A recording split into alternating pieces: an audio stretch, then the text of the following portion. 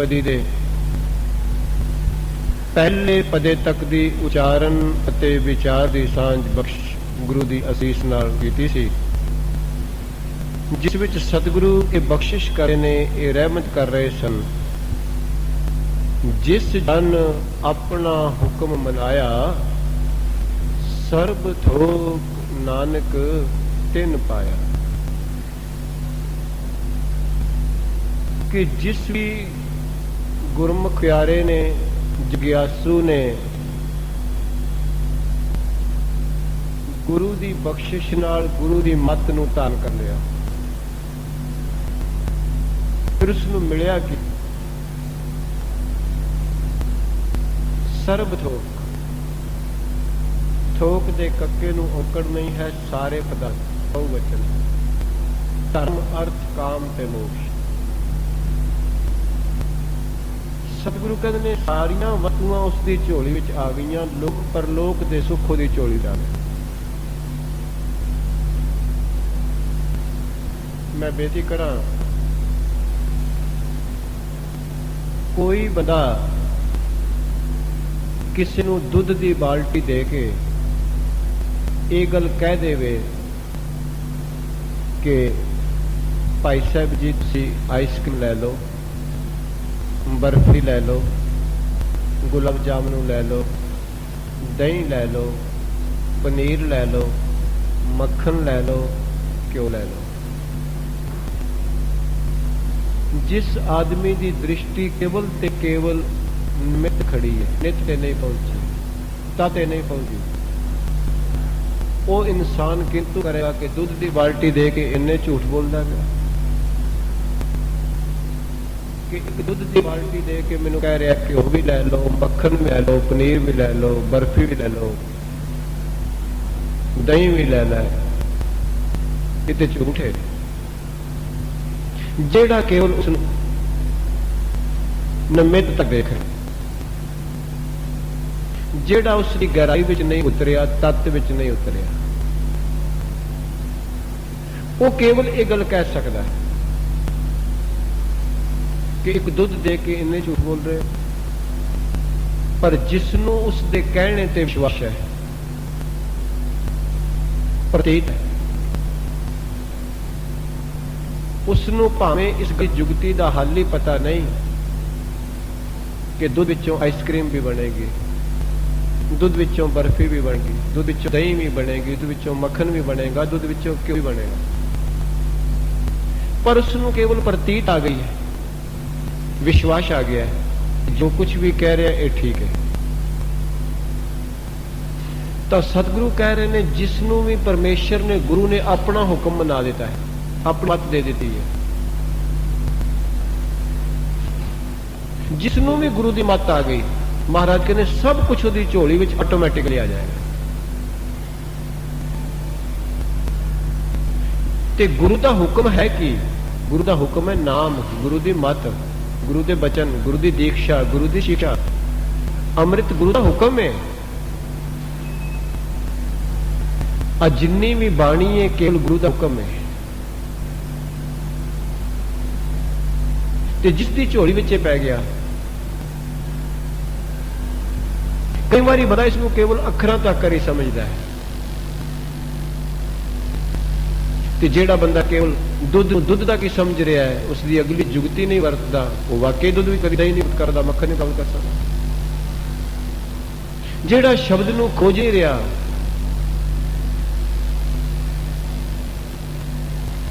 वो चार पदार्थ सारे थोक किवें प्राप्त करे। ज्यों ज्यों गुरु का हुक्म अंदर वसदा है, ज्यों ज्यों गुरु की मत अंदर वसदी है, त्यों जिंदगी दियां सारियां बख्शां उहदे कदम चुभदियां। ये पक्की गल है। ज्यों ज्यों गुरु का हुक्म अंदर वसेगा, बाणी पहला रसना ते रसदी, फिर गले विच धसदी है, फिर हिरदे विच वसदी है, फिर बीमारी नसदी है।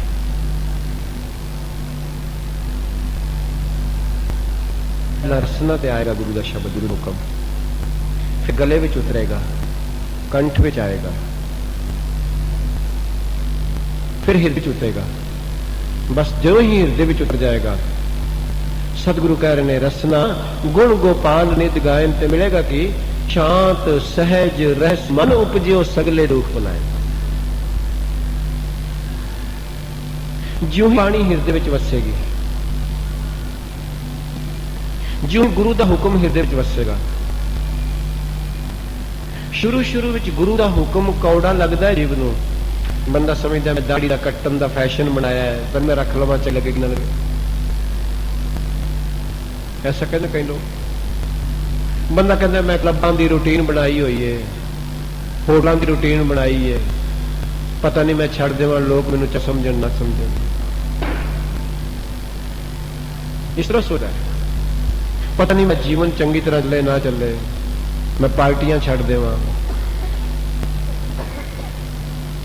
ओ भोलिया तू गुरु की एक मत ते खलो के ते वेख, संसार तेरे कदमां वल झुकण नूं तुरिया फिरेगा। संसार की खुशामद करदा फिरना, तू गुरु की खुशामद शुरू कर, संसार तेरी खुशामद करेगा। सतगुरु कह रहे ने, बख्शिश कर रहे ने, सर्ब थोक नानक तिन पाया, उसमें सब कुछ ही मिल गया। क्यों? क्योंकि गुरु की जी घाड़त है, गुरु की जी मत है, वो जीवन की जुगत पी हुई है, वो कंप्लीट जीवन छुपिया होया है। गुरु की मत में वो प्रगट हो जाएगा। जिस तरह कंबियार ने मिट्टी विचों घड़ा प्रगट करता है, बीजो प्रगट किया ना, सराप ने सुनियार ने सोने विचों छाप प्रगट की है, किसी इंजीनियर ने लोहे विचों ही कार प्रगट की है, किसी ने सूतर विचों रूम विचों ही सूट प्रगट किया है, कपड़ा प्रगट किया है, कि उन्होंने विचों ही शॉल प्रगट होया है। याद रखी, गुरु की मत विचों चारे पदार्थ प्रगट हो जाएंगे, सारे थोक प्रगट हो जाएंगे। तू कदी आ ते सही गुरु की मत में, गुरु की मत विचों सारे पदार्थ प्रगट हो जाएंगे, सारे थोक प्राप्त जे आवे एक हाथ। गुरु की मत विचों, गुरु के शब्द विचों इस तरह प्रगट हो जाएंगे, जिवें मिट्टी चों घड़ा प्रगट हो गया, जिवें खंड विचों किसने खिडौने प्रगट कर देते हैं। गुरसिखा तो सतगुरु कह रहे ने, बख्शिश कर रहे ने, रहमत कर रहे हैं, सारे सुख तेनों मिल जाएंगे, सब वस्तुआं तेनों मिल जाएंगियां, से सुख तेनों मिल जाएंगे। पर गुरु का हुक्म बख्शिश करके बनाए तो मनिया जाता नहीं, बहुत मुश्किल, बहुत मुश्किल है। हुक्म मना बाबा लैना जी ने, अपनी मर्जी छड्डण तो बगैर गुरु का हुक्म नहीं मनिया जाता, अपनी खाश छड्डण तो बगैर गुरु हुक्म नहीं मनिया जाता। तुसी नौकर नूं अपना हुक्म दिओ, नौकर अपनी मर्जी करे, हुक्म कित्थे रह गया? याद रखना, सतगुरु ने इथों तक के बचन कहे ने, नौकर ते चाकर विच फर्क है। नौकर मालक अगे तन बेचता है, मन नहीं बेचता। मन च मर्जी करता, कभी स्ट्राइक भी कर देता, कभी गाला भी करता। तन के बेचता है, तन की नौकरी करता है, मन की नहीं। पर जो चाकर बनता, सतगुरु कहते चाकर लगा है चाकरी, वो वजह पिदू ना खाए। वजह शब्द अरबी भाषा है, मेहनत मजदूरी। असी पुराने जमाने कोई रिक्शा करना हो, कोई टांगा करना हो, वजा लैके ही लेगा। हम लोग टैक्सी करते हैं, पहला वजा लेंगे, 3 व्हीलर करते हैं, समलो करते हैं, फिर वजा लेने की लेगा। तो गुरु साहब कहते हैं, फिर महाराज कहते चाकर जेड़ा गुरु के मन बेचता है, मन बेचा है सतगुरु के पास, अपनी मन की मर्जी करना, फिर केवल गुरु के हुक्म वल तकदा है। तो इस वास्ते सतगुरु कह रहे हैं, ते पहला शब्द जो उससे पदे है, ये अगनत नहीं, इसका उच्चारण है अगणत। गणन का मतलब होता है गिनती, काउंटिंग। अगणत जेड़ी गिनी नहीं जा सकती। यस, याद रखना, ये शब्द अगणित है, अगणित कोई उच्चारण नहीं। शब्द अचरज है, अचरज नहीं। शब्द अपरस है, अपरस नहीं। मिथ्या नाही रसना परस, मन में प्रीत निरंजन दस। सदगुरु ने जाके कहते ने, नानक कोट मदे को ऐसा अपरस, अपरस नहीं, अपरस जिसनों भी कर स्पर्श नहीं कर सकते, टच नहीं कर सकते, छू नहीं सकते। शब्द अपरस है, अचर्ज है, अगणित है। सतगुरु कह रहे ने, अगणित शाह अपनी दे रास। शाह दे हाहे थले औंकड़ है एक वचन अमीर। ये शब्द गुरु ग्रंथ साहिब जी अंदर वखरियां वखरियां भाषावां विच है। शाह फारसी का शब्द है अमीर। शाह जी तुहाडे इत्थे भी प्रचलित है, पर जदों ये सुसास दे आया एक साह, उदों दा उच्चारण सा है। कर बंदे तू बंदी जिचर घट मैं सा, साहो कोई शब्द नहीं।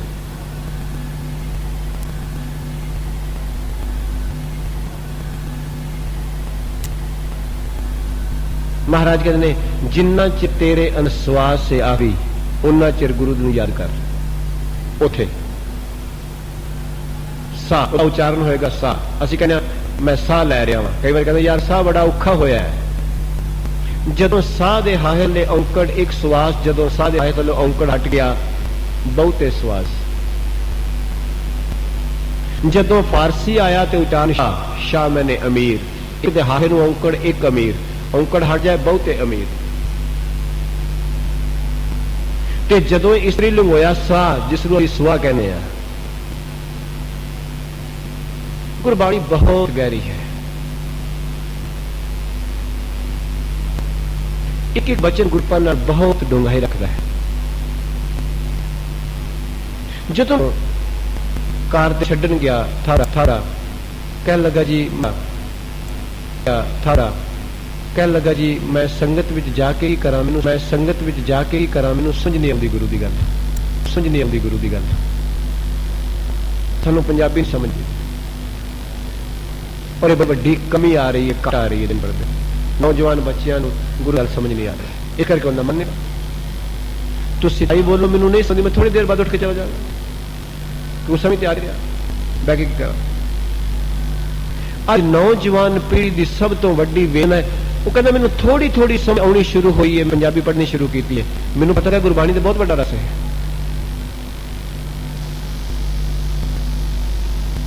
तो मैं तुहाडे चरणों में बेनती करदा, अपने बच्चों नूं, ਨੂੰਹਾਂ ਨੂੰ, ਧੀਆਂ ਨੂੰ ਵੱਧ ਤੋਂ ਵੱਧ कोशिश करो ਉਹ पंजाबी ਪਹਿਲਾਂ ਸਿੱਖਣ, ਗੁਰਮੁਖੀ ਪੜ੍ਹਨ, ਸਿੱਖਣ ਪੰਜਾਬੀ, ਪੜ੍ਹਨ ਮੁਖੀ।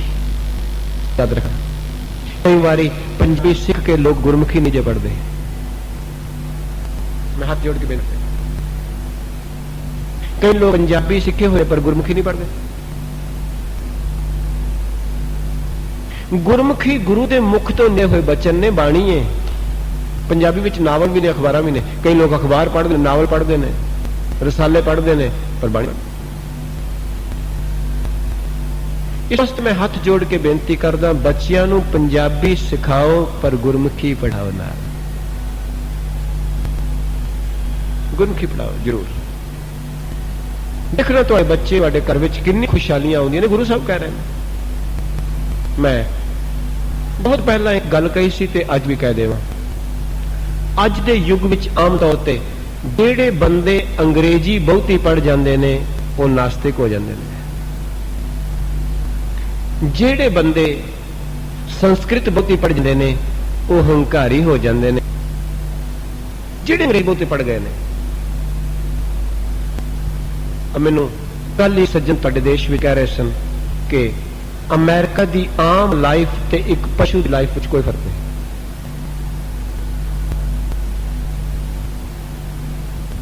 टोक रही है पंक्ति उत्थे, मैनूं किसी सन सुनाओ तुसीं की जजमेंट की, प्रभुत पशु की मानस जा कोई फर्क, क्योंकि अंग्रेजी बहुत पढ़े। अंग्रेजी बहुती पढ़ गया, बस अंग्रेजी बहुती पढ़ गया, इस वास्ते रब दा शरीक बनता है, हुण नास्तिक हो गया है। संस्कृत बहुती पढ़ गया तो हंकारी हो गया, जे गुरमुखी बहुती पढ़ गया तो मुख हो जाएगा। मैं हाथ जोड़ के बेनती करदा, जे दोबारा प्रारंभ करके कभी तुहाडे दर्शन हो तो यह पता लगे कि गुरमुखी ज्यादा पढ़ी है। यह आ सकदा सब भी गुरमुखी पढ़िए, बच्चों भी पढ़ाइए। ये आस दे के डोरोगे, ये आस लैके कदी तुहाडे दर्शन होणगे, तुहाडा भी भला हो जाए, तुहाडी असीस नाल मेरा भी हो जाएगा। गुरुदेव कह रहे ने, बख्शिश कर रहे ने, अगणत शाह अपनी दे रास। रास कहंदे ने पूंजी नूं, कैपिटल। महाराज कहते ने जीव नूं परमेश्वर अगिणत अर्थ दिंदा है, पूंजी दिंदा, किन्ने दिंदा, किन्ने को टन सब्जी, किन्ने को टन सब्जी अज तक छड़ी किसी ने, अज तक छड़ी किसी ने नहीं पता। किन्ने को सैकड़े मीटर कपड़े हंडा छड़े ने तन ते, किन्ने को स्वादी भोजन खा छड़े ने, कदी गिनती की? कदी उसने तेरा गिणिया? कदों दा तू तुरिया है ते बख्शा कर रहा है। महाराज कहते ने अगणत शाह अपनी दे रस, अपनी पूंजी दिंदा है। लै वर्त खा सिखा, बड़े बड़े डाइनिंग टेबल ने तेरे घर, बहुत सोहने सोहने बैड ने तेरे घर, बहुत सोहने सोहने कारपेट ने, बहुत सोहने सोहने तेरे तन ते सूर ने। कदी सोचिया किथे ने? सोचिया कदी? इथों तक तेरी सोच जाती ही नहीं, इथों तक जा रही तेरी सोच। शायद वास्ते तेनू गुरु विवेक दे देवे संगत में आके, ये सब कुछ किथों आ रहा? कदी शीशे के, कदी ये सब कुछ किथों आ, सब कुछ किथों आ रहा? कदी शीशे के खलो के, शीशे के आके ये सब कुछ किथों आ रहा? ये सब कुछ किथों आ रहा? कदी शीशे के खलो के अपने रूप नूं सवारदा है, कदी सवाल क्या कर, ये रूप आया किथों है?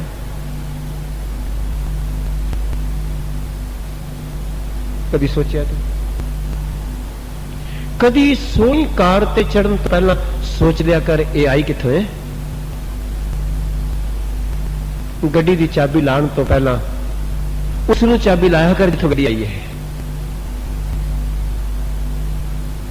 अलमारी दे लॉकर विचों पैसे ते गहने कढ़न तो पहला उत्थे चाबी लाया कर जिथों गहने ते अलमारी आई है। तेरा जीवन बदल देगी। उत्थे चाबी लाया कर, पर तो चाबी लाना जिथों चाबी आई है उत्थे चाबी नहीं लांदा, मुश्किल है। केवल चाबी नूं अपनी होंद, अपना प्रगटावा, अपना हंकार, अपनी सियानप समझ के ला जाता, अपनी कला समझ के ला जाता। अफसोस तेरे जीवन पे सतगुरु कह रहे ने, बख्शिश कर रहे ने, अनंत शाह अपनी दे रास। अनेकां पदार्थ दे रहा है, अनेकां सुख दे रहा है, अनेकां बख्शां तेनू पूंजी दी हुई है। कहता है जेड़ा अज सुर पाया कल नहीं पाना, सवेरे फिर कुछ होर करो।